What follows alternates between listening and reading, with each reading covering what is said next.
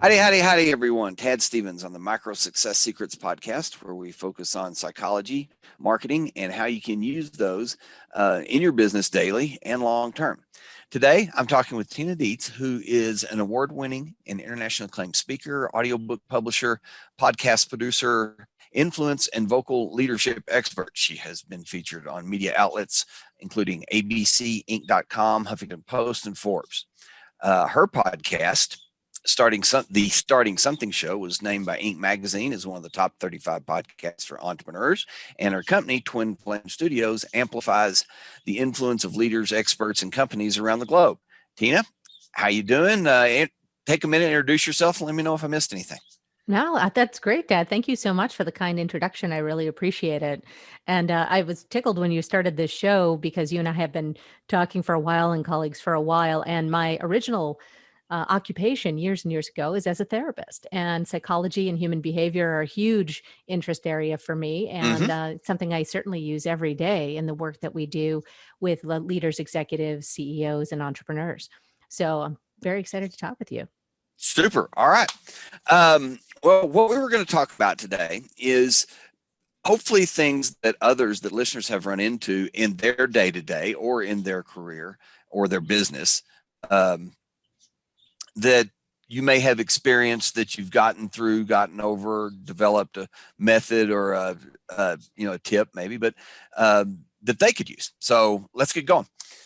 So if you had one decision in your business or your life that you could change, you could go back and just change that one, would you do it?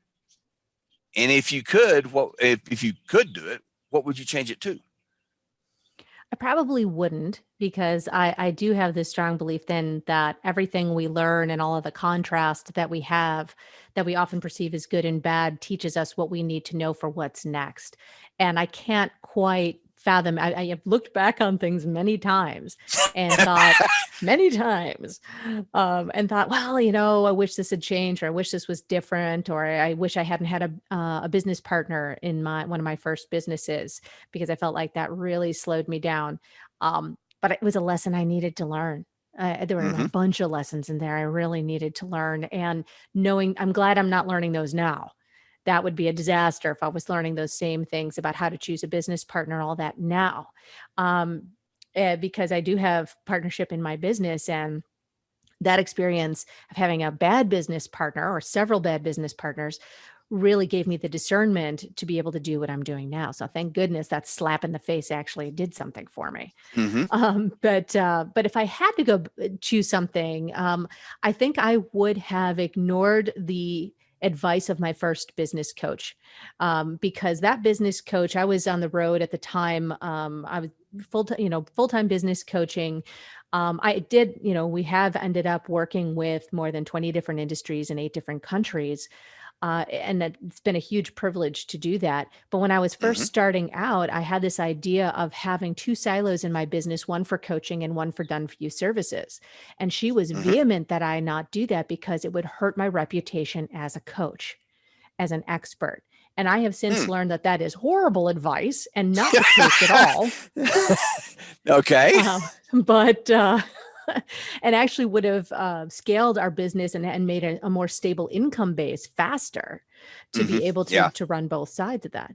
But it is what it is. And if I didn't have that belief that we learn and we evolve and to let go of regrets, I would be completely in the loony bin by now. So I have to have that belief. Okay.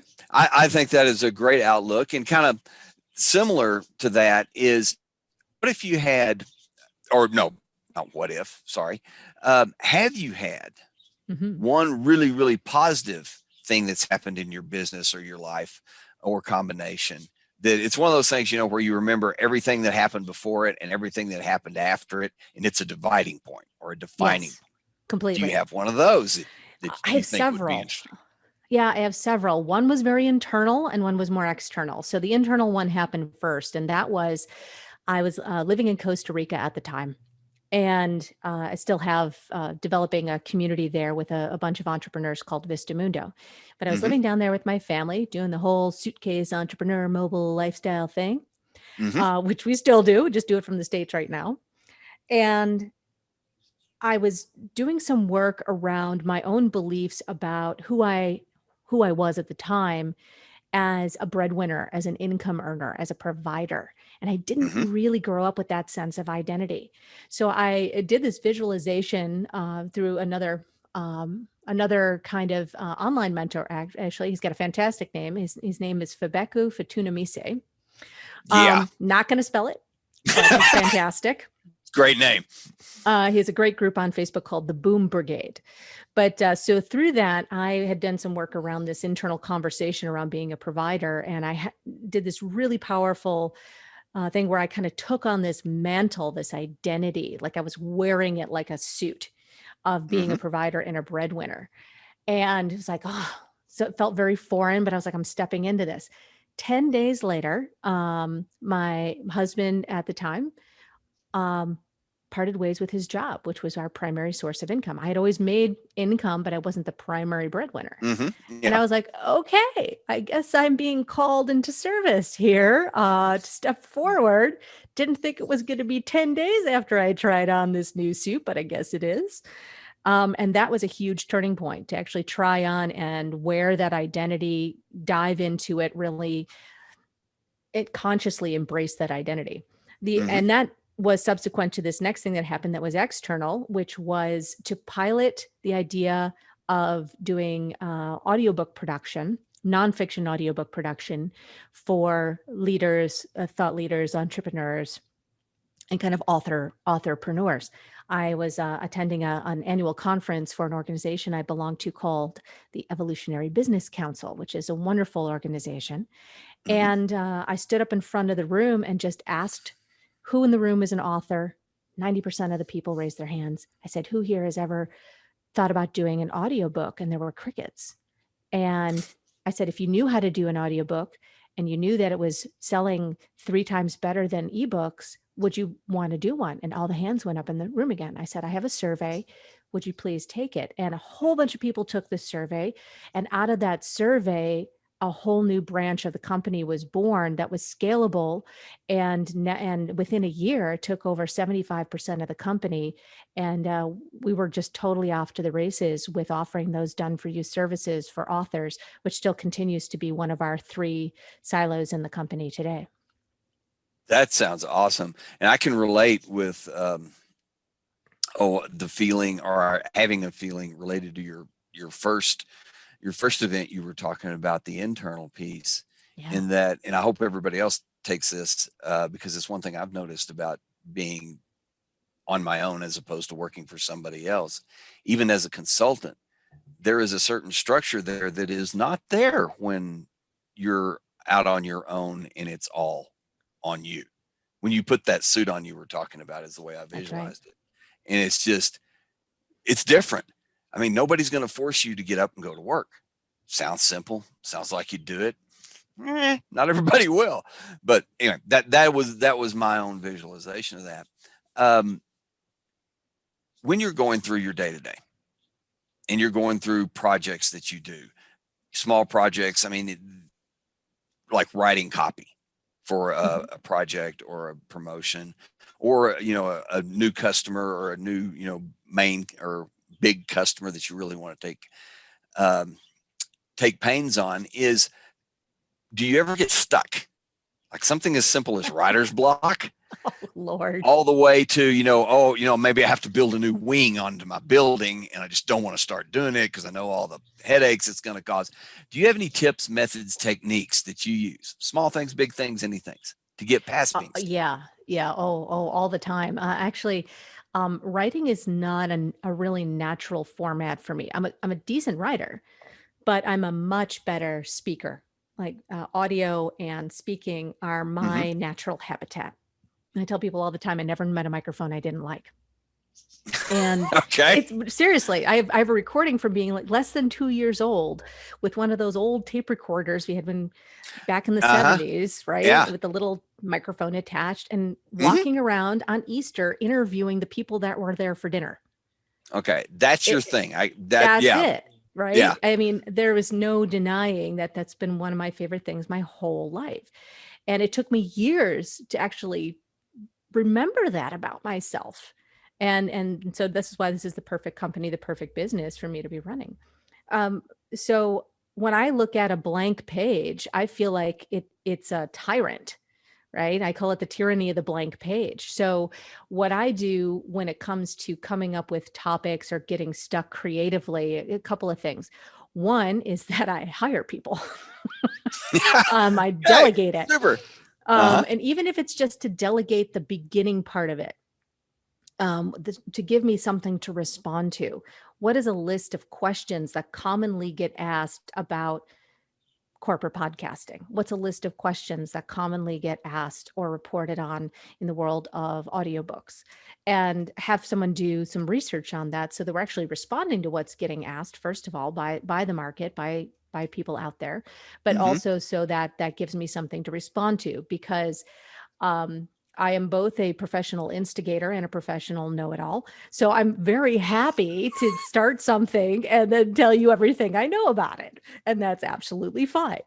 But it's the getting started part. It's having something to respond to rather than to come up with the thought to respond to. And that's my biggest thing that I have done is to, and even if it's been with a colleague, if I haven't hired somebody, Hmm. or I've done it with my kids. I've done it with my husband. It's just really helps with that situation. The other thing I do a lot is to do something tangible with my hands to free up my brain space. So something that I enjoy Yeah. creatively that's physical, Hmm. whether that is dancing around the living room like a lunatic, or baking cookies, or some other kind of crafty thing, or tangible thing, putting art up on the walls. Hmm. That seems to free up different mental space to then move the creative energy when it comes to something that's more mentally creative, like writing. Hmm. Yeah. Yeah. How about you? I'm curious what you got. What do you do? Um, well, what comes to mind is writer's block, because that's the one that seems to come up for me more than anything. Mhm. And I learned a technique from another marketer who said that you do that, whenever you get to that point, write something, even if it's the same word over and over and over again. Just write something. That's a good Start one. writing. And what I've noticed is that by the time I get through a sentence or two, oh yeah, I wanted to say this, and then I'm back into it. It really is just to me, it's kind of like what you were talking about, doing something physical. Do something physical, do something different, get your mind off of it and get progressing, and then just I'm open to hearing it again, and it just pops in and I take off. It's like pulling the cork out of the bottle. Yeah, Yeah. I mean, literally, but you have to do it. You can't, Yes. I can't sit there and wait for it. It doesn't come. I have to Yeah. actually do something and then be open to it and let it come in. So yeah, that is mine. That's a good one. Okay. So last question is, if you had to start from scratch, I mean, even back when you were interviewing people, and you were going to start then or whenever, if you had to start from scratch, what would you do?